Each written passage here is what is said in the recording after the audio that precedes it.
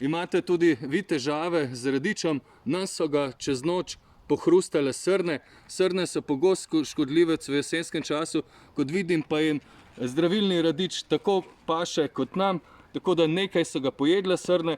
Mi smo ga enostavno pozabili zaščititi, kajti pripravljali smo zemljo, nazadnje v začetku meseca. Zemljo smo pripravili kar z ruskimi vilami.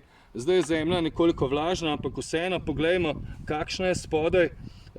Vidimo, da je vseeno kljub dežju padavinam rahla, to je težka, ilovnata zemlja, ampak je čudovita, še nekoliko se mora presušiti.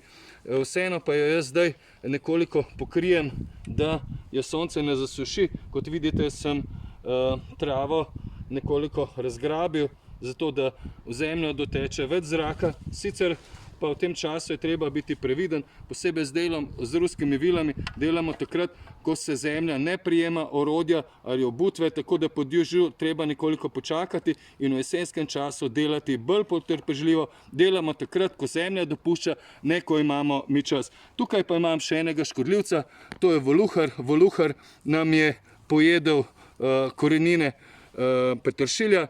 Povejte, kakšne škodljivce imate vi v vrtu in s čim se zdaj soočate na vaših vrtnih gredicah.